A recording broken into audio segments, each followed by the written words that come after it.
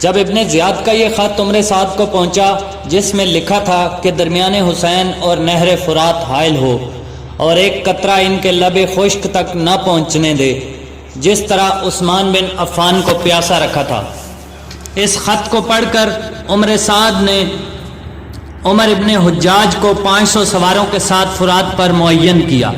پس اشقیاء درمیان امام حسین اور آب فرات حائل ہوئے، کسی کو اصحاب حضرت سے ایک قطرہ نہ دیا۔ یہ واقعہ 3 دن پہلے حضرت امام حسین علیہ السلام کی شہادت سے وقوع میں آیا۔ اس وقت عبداللہ ابن حسین ازدی نے، جو قوم بجیلہ کی طرف منسوب تھا، بصدائے بلند پکارا، اے حسین و اصحاب حسین، کیا پانی کو نہیں دیکھتے کہ برنگ آسمان کیا صاف و پاکیزہ ہے؟ قسم بخدا ایک پانی اس میں سے نہ پینے پاؤ گے یہاں تک کہ پیاس کی شدت سے ہلاک ہو جاؤ۔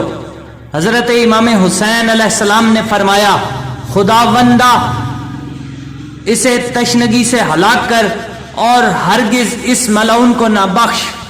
حمید ابن مسلم کہتا ہے، قسم خدائے بے نیاز کی، میں نے دیکھا کہ وہ ملعون شدت تشنگی سے فریاد العطش العطش کرتا تھا۔ جب پانی اس کے آگے لے جاتے تھے تو اس قدر پیتا تھا کہ قے کرتا تھا۔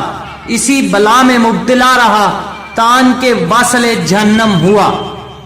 جب حضرت نے جمعیت لشکر شکاوت اثر ملاحظہ کی تو عمر سعد سے کہلا بھیجا، میں تجھ سے آج رات ملاقات چاہتا ہوں۔ چنانچہ عمر ابن سعد حضرت امام حسین علیہ السلام کی خدمت میں آیا۔ حضرت تا دیر اس سے گفتگو فرماتے رہے۔ اس کے بعد عمر سعد اپنے لشکر میں پھر گیا اور اس نے ابن زیاد کو نامہ لکھا، اما بعد، حق تعالی نے آتش حرب و قتال کو بجھا دیا اور اختلاف کو اتحاد سے مبدل کیا۔ امر امت کی اصلاح فرمائی۔ اب حسین چاہتے ہیں کہ اپنے وطن پھر جائیں یا کسی سرحد کی طرف نکل جائیں۔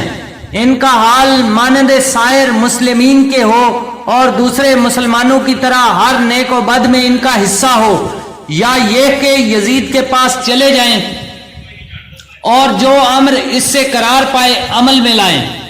جانتا ہوں کہ یہ امر باعث تیری خوشی کا ہوگا اور حق امت میں عین صلاح ہے۔ جب ابن زیاد کو یہ خط پہنچا تو اس نے پسند کیا اور کہا کہ عمر سعد نے یہ خط ازراہ شفقت و نصیحت لکھا ہے۔ اس وقت شمر ذل جوشن اٹھ کر کہنے لگا، اے امیر، آیا تو حسین کے مدینے جانے پر راضی ہوتا ہے؟ آگاہ ہو کہ اب حسین تیرے قابو میں آ گئے ہیں۔ اگر ایسے حال میں انہوں نے بیعت نہ کی اور پھر گئے تو ان کی قوت بڑھے گی اور تیرا ضعف و عجز ظاہر ہوگا۔ تو ہرگز انہیں نہ چھوڑ، اس سے تیری بڑی سستی و ذلت ظاہر ہوگی۔ لہذا جب تک وہ بمائے اصحاب تیرے حکم کو قبول نہ کریں، ان کے ساتھ کوئی رعایت نہ کر۔ پس اگر تو عتاب کرے تو سزاوار ہے اور اگر معاف کرے اس کا بھی تجھے اختیار ہے۔ ابن زیاد نے اس کی رائے کو پسند کیا۔ دوسرا نامہ بتاکید و تحدید عمر سعد کو لکھا، میں نے تجھے اس لیے نہیں بھیجا کہ قتل حسین سے باز رہے اور لڑائی کو طول دے، بقائے حسین کی تمنا کرے۔ مجھ سے ان کا عذر خواہ اور شفاعت خواہ ہو۔ آگاہ ہو جس وقت نامہ میرا تجھے پہنچے چاہیے کہ حسین و اصحاب حسین پر میری اطاعت پیش کر۔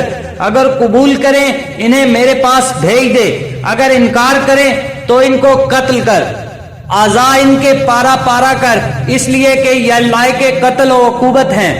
جب تو قتل حسین کر چکے تو جسم ان کا گھوڑوں کے سموں سے پامال کر، کیونکہ یہ حد سے باہر ہو گئے ہیں اور ستمگار ہیں۔ اگرچہ بعد مرنے کے ان کے جسم پر گھوڑے دوڑانے سے ان کو کوئی ضرر نہیں پہنچے گا، مگر جو بات میری زبان سے نکل گئی ہے اس پر عمل کر۔ پس اگر ایسا کرے گا تو میرے نزدیک معزز و مکرم ہوگا، جزائے نیک تجھے دوں گا۔ اگر تجھ سے نہ ہو سکے تو امارت لشکر سے دستبردار ہو اور حکومت سپاہ شمر کو دے، تاکہ میں نے جو حکم کیا ہے عمل میں لائے گا۔ वस्सलाम।